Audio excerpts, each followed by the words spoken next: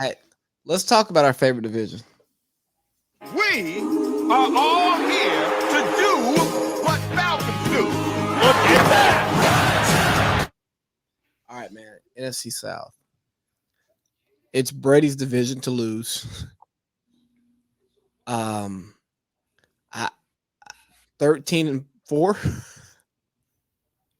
I mean, if things really go right, I know that now they're having that center issue, which with a guy like Brady, I mean, he'll coach up whomever's Hey, yo. the ball. Hike it on time, bro. Well, if not, he'll he's the type that say, look, I'm gonna wear a ring during the game. I'm gonna smack your fucking balls if you don't do it correctly. and they're gonna be like, he's like, you ever seen how big a Super Bowl ring is? He's just like, I didn't think so, motherfucker. He's like, so snap the fucking ball correctly. And so I think that is honestly a little concern, even with Tom Brady. At the end of the day, center is a very important position. That's where that's where the fucking snap starts. So important, but all in all, come on, let's keep it real. They got a first place schedule. They're gonna play plenty of primetime games, and they're gonna win a lot of them too. You like 13-4? I'm gonna be honest with you. I like 14-3. I think they coast this season. I think they coast this season. They discipline a lot. They have a legitimate chance at sweeping the division, and I know that he hasn't beaten New Orleans in the regular season. So yeah. Which is so crazy. But Sean Payton also doesn't coach the Saints anymore. And I get it that the defense same DC, same OC, though. I know that Dennis Allen's the coach. But and I know Jameis is itching to go back to Tampa and play them and win. And I'm a big Jameis Winston guy. And we'll get to New Orleans. But nah, man, I think Brady's out here for perfection this season. I think that he came back because he realized, wait a minute. He couldn't go to Miami. Well, I can't go to Miami. I barely lost to the Rams. Hell, if I didn't get off to such a bad start, we probably would have won that game, and we would have won the Super Bowl if we played Cincinnati. I would have beat the shit. Hell, he would have made a joke. We're on to Cincinnati after they won the NFC Championship against Green Bay or some shit. Or San Francisco. And so I think that he's out for perfection. I think he wants to get that 8th title, and then that be it for him, and he sails off into the sunset. And honestly, not making a prediction, I wouldn't be shocked if that happens. We'll get to our Super Bowl prediction here at the end, but yeah, I like 14 wins. Honestly, it's so crazy. I think they have the best record in the NFL this season. And here's the thing, bro. If Julio's healthy, when Godwin comes back, that's nasty. That's nasty. Well, you'd argue that Godwin's your slot. And Russell Gage is really almost on the field just for. Oh, I forgot about Gage. Oh, and remember, they still got Scotty Miller. It is the most talented receiving core in the NFL, and possibly in NFL history, if Julio is healthy. And their only Achilles heel or kryptonite is Leonard Fournette, and if his ass is really as fat as they said he is. Because if he came into camp looking like Eddie Lacy, he'll lose. They're going to be able to run the ball, but he'll lose it. Well, I think back to our fantasy trade where I sent you Leonard. Lenny didn't do shit for me 4 weeks into the season, and I'm like 1-3 or something, or maybe it was week 5, and I was getting ready to drop to like 2-4 or something, and I was just like, or week 6 or something, and I had to get him off my hands, and you were willing to give me Gibson, who had been mediocre to a degree. I mean, he was getting you like 8 points a game. I wasn't getting that out of Lenny, and so he was at least giving you 8 if he didn't score a touchdown, and I was okay with that. And it ended up being the worst trade ever because you got Deebo Samuels in the deal. I thought I was getting an RB1. You really got the RB1, and you got a top 3 wide receiver in fantasy. Yeah, bro, it was unbelievable. I've never been fleeced like that in a trade before. And everybody was killing you because you gave me Michael Thomas, too, who ended up not playing. And that was a part of the deal. I had to get I had to get Slant Boy, which I guess that'll get us into the Saints. No, you gave me Slant Boy.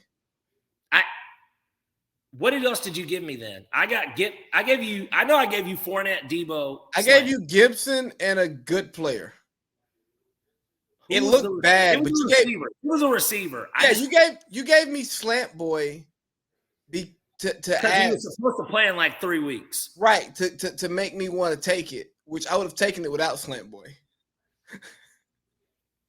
And then I got killed in the group text. I go, And I remember that one dude who didn't know who I was in the league, was like, "Who took that trade? Hey, hey, bro, you don't talk to me."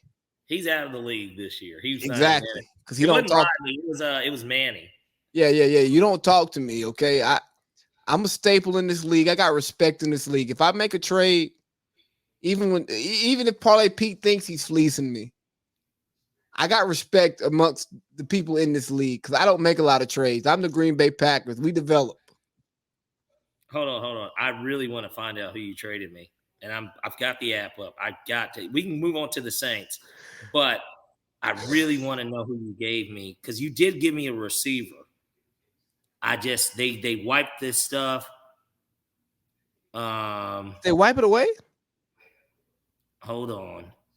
I can't click it. Like they have our results, but I can't see who was on the team. Well, it worked out for me. I got into the championship and then I lost. It hurt because Dale won and Dale's not good at fantasy football. I don't think anyone was happy with the result. So the Saints, the Saints, they could win 11 games. They could win 7 games. I don't know. I got to see it on the field. I don't know. I don't know how many games Kamara's going to play.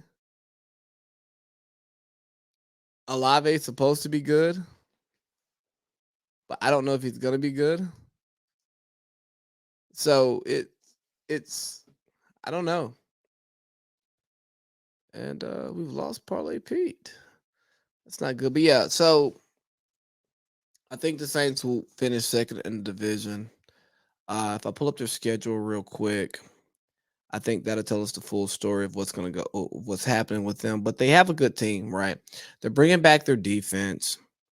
They're bringing back pretty much their offense, but they lost their head coach. Sean Payton, the guy who made everything happen over there. And they have Dennis Allen, who was their DC. He's still going to be running things, and they have their same OC. So the staff looks the same, but we're going to see how much influence Sean Payton had on them. Week 1, Falcons, I think they win. Week 2, Bucks, they lose. Week 3, Panthers, they win. Week 4, Vikings, they lose. So what are we? 2-2. Seahawks, 3-2.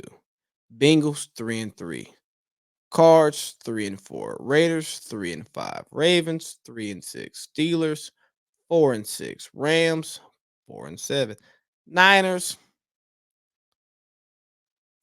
5-7. Bucks, they get 1. 6-7. Browns, 6-8. Eagles, 7-8. Panthers, 8-9. You know what? I just went through the Saints schedule. I think they're 8-9. As much as I just talked them up, and I think they're 8-9. So they got a second place schedule. By the way, I don't know what just happened there. Internet didn't go. I don't know. I don't know either. So I go Falcons week 1, Saints 1-0. Wouldn't be surprised that, by the way. Bucks at home, 1-1. Panthers, 2-1. Okay. Vikings at home, 2-2. Seahawks at home, 3-2. Bengals at home, 3-3. Cardinals on the road, 3-4. Raiders at home, 3-5. Ravens at home, 3-6. Steelers on the road, 4-7. They got a lot of home games to start, don't they? Yeah. Steelers at home, 4-7. Steelers on the road, 4-7. Rams at home, 4-8. Niners on the road. This is the upset I'm going to give them. 5-8. Bucks on the road, Sweet. 6-8. Just throw it out there. So that's the Falcons. real upset. Yeah, it's an upset. Falcons at Now, remember, home. the Falcons are good to get them one. I mean, You know what? I like Falcons the at Falcons home. week one. Falcons are going to win one, but here's their last games. I think that everybody is totally shocked after week one, and people are kissing Arthur Smith's ass just for us to win, 5 games or something. But I said all of that to say that as much as the Saints are going to be around 500, just by virtue of schedule. Similarly to Denver. Yeah. Just in a worse division. So let's get to our Falcons. We are all here to do what Falcons do. Look at that. The drums would have been a perfect thing for you to just say. What's up now? Actually, I meant Panthers. Hold on. Something's going on here. I can't hear myself. Can you hear me? Yeah. Well, I can't hear you. What the hell is going on here?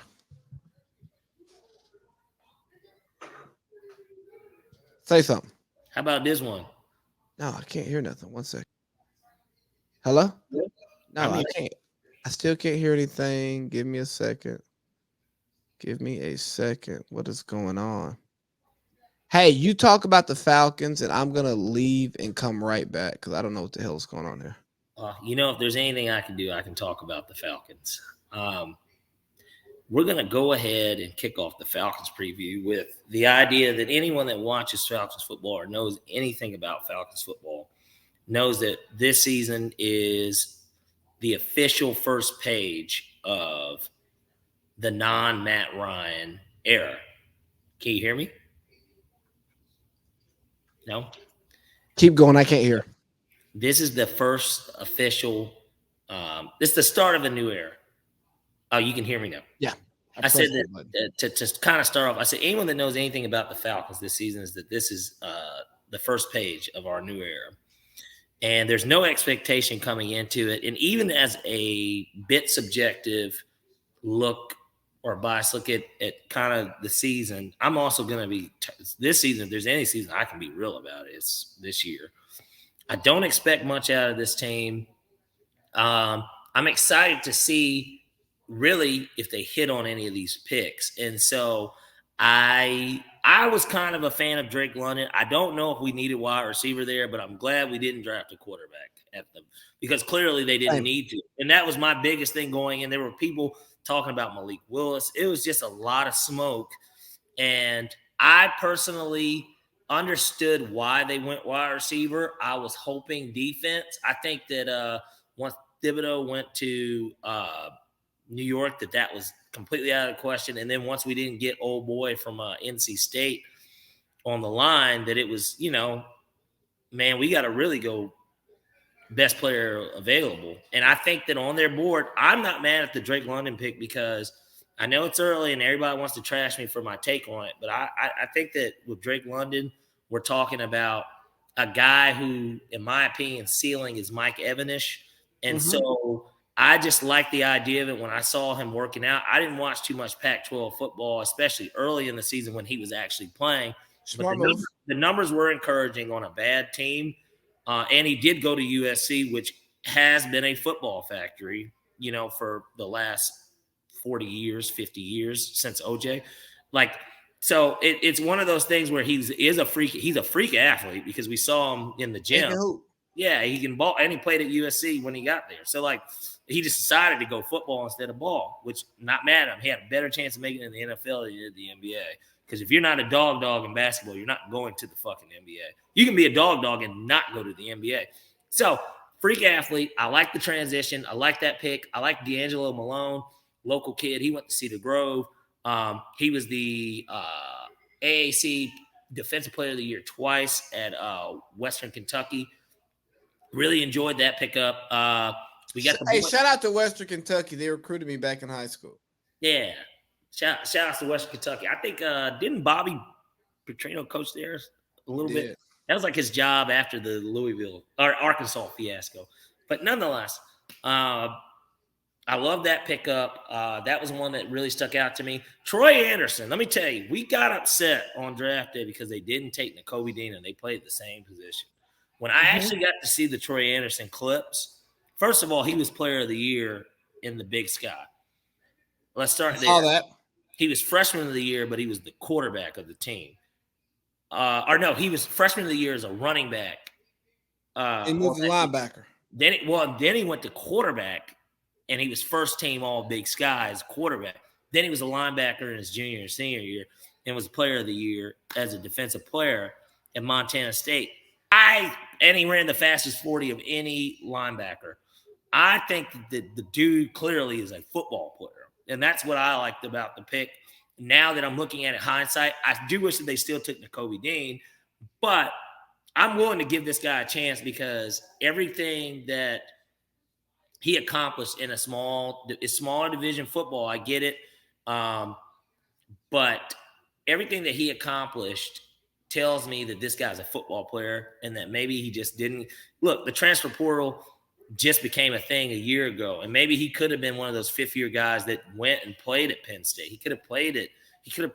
We don't know. Like he could have played one of these places.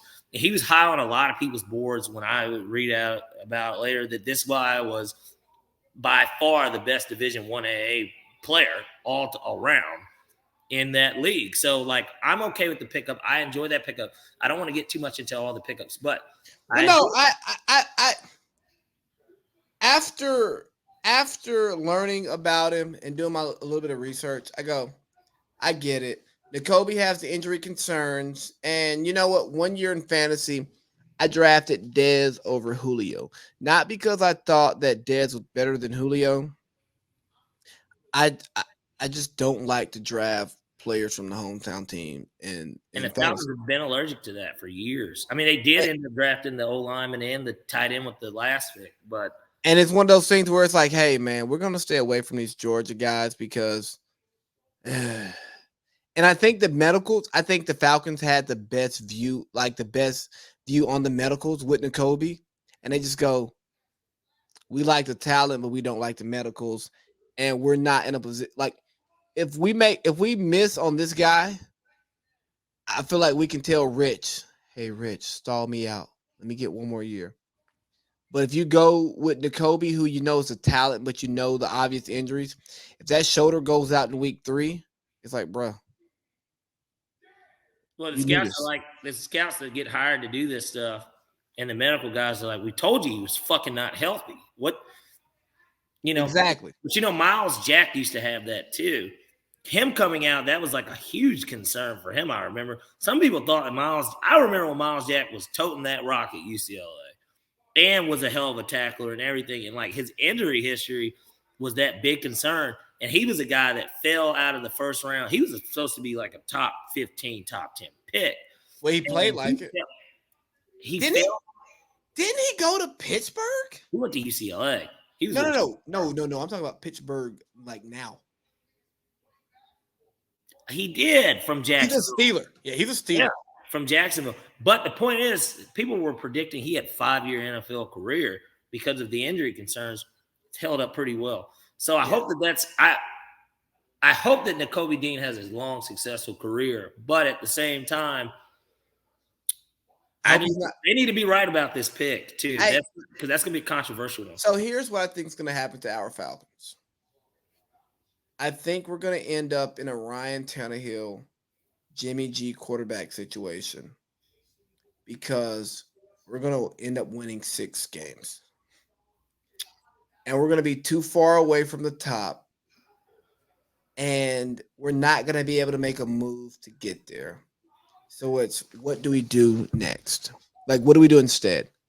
I don't want to be there. I just want to either do bad or we actually legitimately compete.